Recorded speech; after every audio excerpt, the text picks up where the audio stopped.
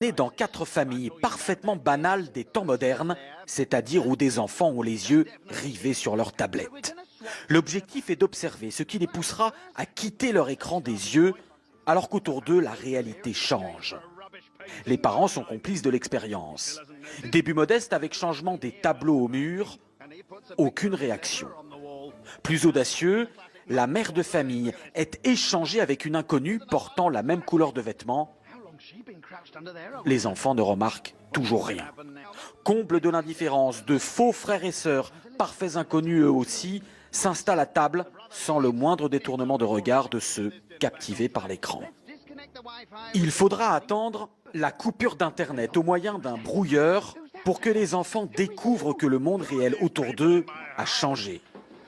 Cette expérience, menée par une marque alimentaire pour promouvoir les repas en famille, a été réalisée sur un ton léger. Mais sa démonstration est extrêmement préoccupante pour cette spécialiste des addictions.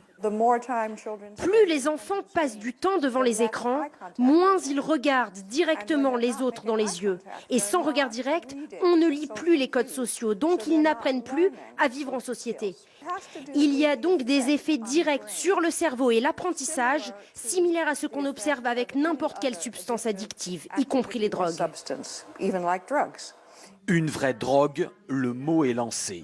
Au Royaume-Uni, une autre addictologue réputée est allée encore plus loin, déclarant récemment dans une conférence « Je dis toujours aux parents, quand vous donnez à votre enfant une tablette ou un smartphone, en réalité, c'est comme si vous lui donniez une bouteille de vin ou 1 gramme de cocaïne. » Ce psychiatre britannique, lui, a été l'un des premiers, il y a 10 ans, à considérer les jeux vidéo et les écrans comme une addiction grave, avec là encore des comportements similaires à la drogue, y compris lorsque les patients sont en manque.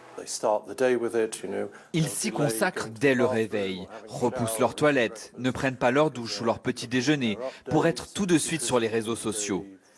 J'ai eu des patients à la clinique qui, privés de leurs écrans, devenaient suicidaires, devenaient violents. J'en ai eu qui nous menaçaient avec une batte de baseball si on leur coupait leur connexion Internet. Sans atteindre une telle extrémité, la famille Cook subit cette dépendance aux écrans. Le fils sur son smartphone, la fille sur sa tablette, et des parents qui se sentent dépassés.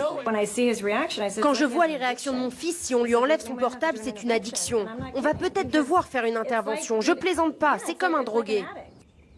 L'intervention, cela peut être ceci, un sevrage, qui utilise là encore les mêmes techniques que pour les addictions à la drogue.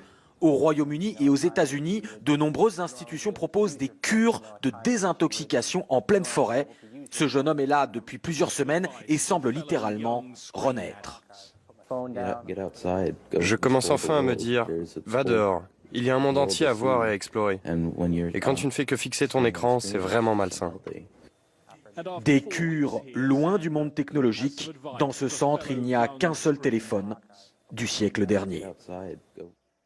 Allons plus loin sur cette question passionnante en France maintenant et observons quelques chiffres avec Christelle Méral. Bonsoir Christelle, tout d'abord, les adultes passent de plus en plus de temps devant ces écrans ? Oui, effectivement. Ils passent en moyenne 5 heures et 7 minutes par jour devant leurs écrans contre 3h10 il y a 10 ans, c'est-à-dire 2 heures de plus. Évidemment, le smartphone gagne du terrain. D'ailleurs, Laurent, savez-vous combien de fois par jour un adulte consulte son iPhone ? Je n'ose pas imaginer. Eh bien, il consulte 221 fois par jour en moyenne son smartphone. Alors, qu'est-ce qu'il en est des enfants ? Eh bien, les enfants, en moyenne, ils passent 4 heures et 11 minutes par jour devant les écrans. C'est 1 heure de plus qu'il y a 10 ans. Une forte hausse due à l'effet tablette. Désormais, près d'un tiers des enfants possèdent leur tablette. Et on peut donc parler clairement d'addiction. Oui, selon certains scientifiques, pour les adultes, les vacances déconnectées se développent. Aucun écran pendant plusieurs jours.